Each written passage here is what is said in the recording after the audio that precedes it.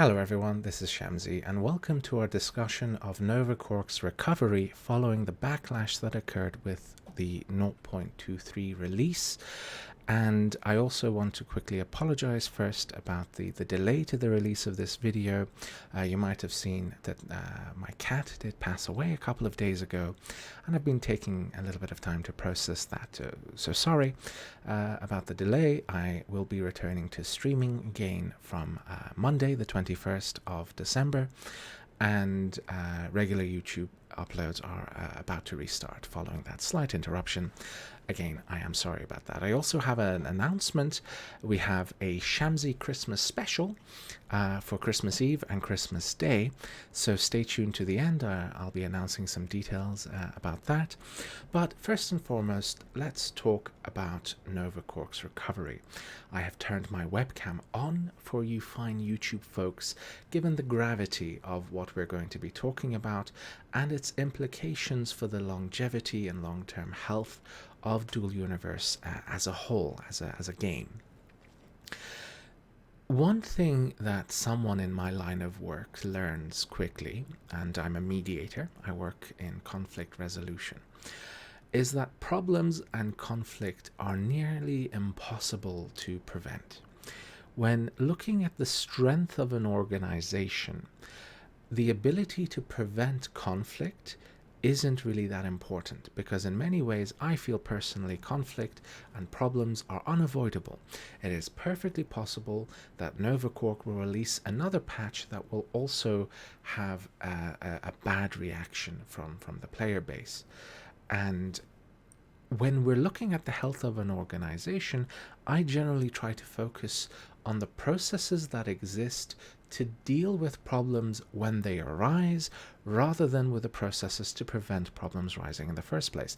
Now, a big change is coming to help prevent more problems coming in the future. I'll talk about that more in a little bit. It's a public test server that's open to all.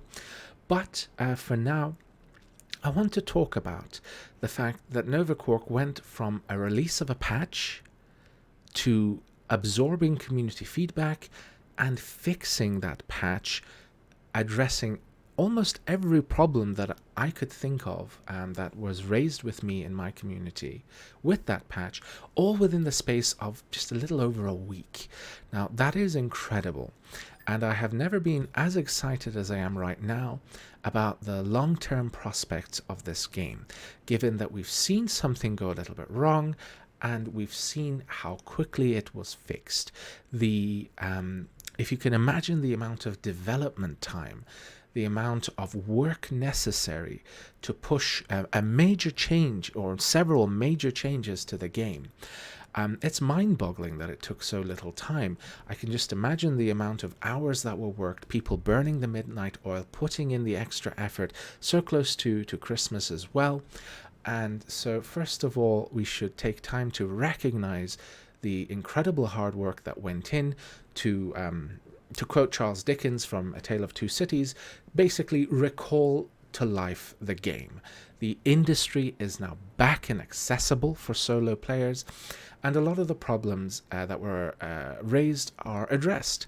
In my community, within the first review that I made on this channel, the comments there was over 150 comments on my Discord. People were talking at length about the changes that had come in. People were doing maths, trying to help each other to adapt, trying to share talents within my Discord.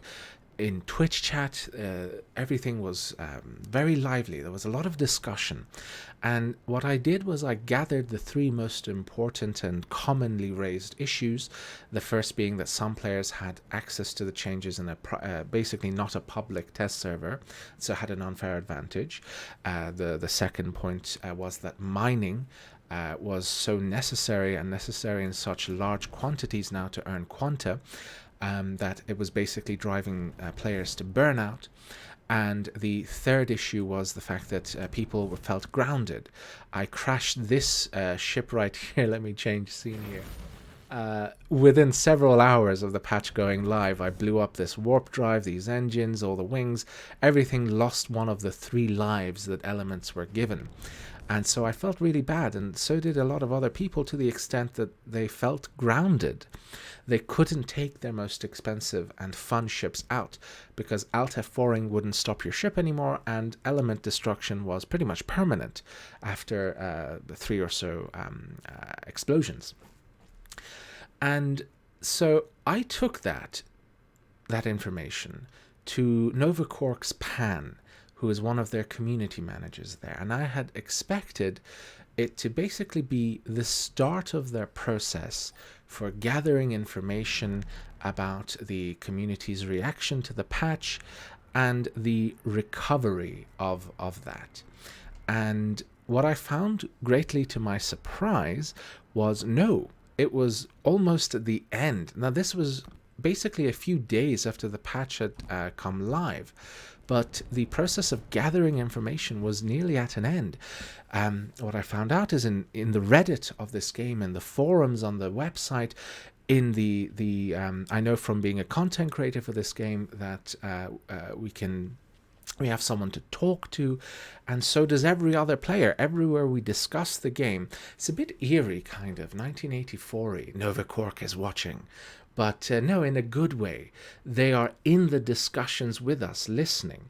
And so the first thing I want to talk about with the recovery is its speed. The attentiveness of the company is incredible. The community team is being invested in more and more, but it's already being very effective in gathering the sentiment and the view of the community and implementing things that improve the quality of life of players in the game. So it's really mind-boggling to think that within a week the community team gathered the information necessary and the technical side implemented it to fix what was wrong to the mind of a large proportion of the player base with the game. The responsiveness isn't really anything at all without the attentiveness, and vice versa. They both listened to the community and implemented changes, and they did so without a shred of defensiveness. So we are reaction machines as human beings. If people attack things that we care about, like a game that we're working out, there is a possibility that we react badly to it, or get a little bit defensive, is probably how I want to phrase that. And there wasn't even a hint of that in the dev blogs, in the interviews, in the Q&A. Okay, there was some issues being skirted here and there, but none of those issues were ignored. All of them were addressed, and Nova Cork, with a degree of contriteness, accepted that the changes were on them. And a lot of the players that I heard in my YouTube, my Discord, that were basically quitting, just this killed the game for them and they didn't want to come back, a lot of them are back, and I'm very happy to see that. And there isn't any kind of negative emotion there at all. It's, yep, we made a change, it wasn't good, we heard you, and we fixed it. And they did so in a week. And that's incredible. So to everyone that burnt the midnight oil and worked so hard on getting the changes fixed at Nova Cork, a big thank you from the Shangri-Las, or the Shammy Shamwows, or the Knights, or the Dread Knights of Shams, or whatever this community of gamers is going to be called. So let's talk a little bit about the details now. The first big change that took place is a drastic reduction in the cost of schematics in higher tiers. There was a formula where the cost of a schematic was multiplied by the tier of the item. So if we look at, say, a warp beacon here, a schematic for it is still extremely expensive, very hard to work towards, but it isn't in the billions. And if you want to set up a factory to build these, you will make your money back if you have the money to invest. But if we go for something, say, a little more attainable, like a warp cell, a friend of mine, Astron, did the maths with the basic warp cell production that I had in place. It would take roughly 2 years to earn back the cost of building the factory, given the number of tier 3 items required and the price of those schematics. But if we have a look at the price of a work cell schematic now, this used to be 5 million quanta. The cost of building a factory, Nova Quark have said, must be tied with the average price of the items being produced in order that players, they have said it's their goal to have players be able to earn back the cost of building a factory within 3 or 4 months rather than over a couple of years, which was extremely excessive. Given the fact that personal industry, omni-factories, for instance, if you build ships and you like to sell your ships through the DU Creators website, you can now quite affordably build basic tier 1 and some tier 2 item factories to produce your own ship parts again. Mining isn't now as necessary as it was before because the amount of quanta that you would need to set up your factories is greatly diminished. And if you want to build your own ships, you can now. It just requires a lot more work to get it up and running, but that amount of work is not obscene anymore. The second change that came is related to shipbuilding again. The blueprints and the voxel work of our ships is now protected. So if I say want to sell these pyramids, let's say I want to do a limited edition run and I number them 1 to 10, and there'll only ever be 10 of them in the game, and a friend of mine, Serapis, gave me that idea. It's not a bad idea, but if I were to do that, all of the voxel work, all of the build work, all of the blueprints will be protected. I'm hoping there'll be a lot more ships for sale now, not that there weren't before, but that shipbuilders feel safer to do that moving forward. The next thing is the free skill points, the million free skill points that we were given. With the changes to industry and to the talents of the game, Nova Quark refunded the talents of every player. And so we all had a blank slate to reinvest all our talents where we wanted to. And because there were some issues with skills that were, I think, in training already, not being refunded correctly, or some players having perhaps lost a few skill points here or there, they straight up gave every player in the game 1 million free skill points, which is awesome. The next big change, and this is a huge one, is that they've announced the coming of a public test server. Why is that so important? A lot of people felt as though some players had an unfair advantage to prepare for these coming changes. Now, also think about what happened with the patch. Nova Quark listened, Nova Quark changed the game, and they implemented the change within a week. That must have taken a lot of time and pressure, especially on the company. However, if all of those players that had that adverse reaction to the changes had been part of a public test server, then perhaps the patch would have been extremely different.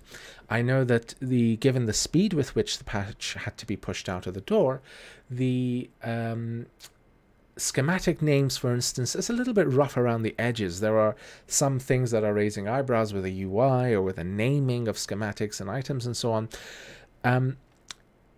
A public test server is coming. If you care about the future of the game and you want to invest your time into testing the patches, the incoming changes into the game, do what other players have been doing and get involved in the public testing. The public test players basically gave up their own time in the game to be able to progress their own game with their time available to play in order to test the upcoming changes for all of us. And that's an incredibly generous thing of them to do with their time. But now that's going to be open to everyone. So get involved, get in the testing, even if it's for your own good, to learn about what's coming, to prepare for it, and then to help Nova Quark implement the patches that are coming more effectively. The next big change is that when we blow up ships in PvP, they won't simply continue to fly forever and ever. They will come to a stop so that we have some opportunity to board ships that we blow up and to take the ships for ourselves. The other thing that's coming is the destruction of elements. So if we crash our ships in PvE, it's not going to take a life away from an element anymore. So if, for instance, you see here, can be restored 3 more times, that life will only go down if an element is fully destroyed in PvP. So element destruction in PvE has been removed. So players like me or other players that had felt grounded in the game no longer need to feel that way, and can take their fun and expensive ships back out and enjoy them. And so if you want to read the patch notes in full, do go ahead and read it on their Discord. But in summary from me, it took a little over a week from the change rolling out to Nova Cork listening to the reaction of their community, planning how to address it, implementing the changes, testing it out and putting it into the live version of the game, and their changes fixed the main issues that were being complained about. A public test server will mean we'll all have equal opportunity and responsibility for the testing of the game. The second issue of mining has been addressed because the price of schematics has been greatly reduced, and so making money through industry is viable again.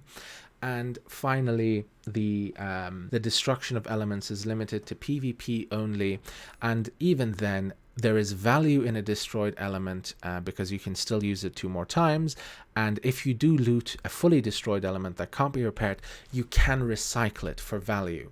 So space pirates can still turn a profit. Finally, I want to say this is a time of year to celebrate, to rejoice, and the world out there for many is currently not particularly joyful.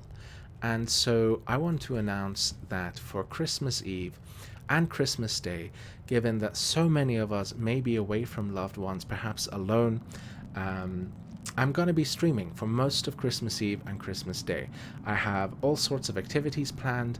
A lot of them are out there, up somewhere called the Black Pyramid of the Void. So if you are interested in that, that's going to be on Twitch. Link is down in the description. I'm going to be streaming Christmas Eve and Christmas Day most of the day. So if that's something that you want to come hang out with us in, do feel free. Everybody is welcome. Finally, I want to say thank you to those of you on my Discord that have wished me well and shared your own stories about pets that have passed on. And for the concern and care that you've shown, I very much feel the love. So thank you to each and every one of you. And until the next time, that's all from me. Thank you for watching, and bye for now.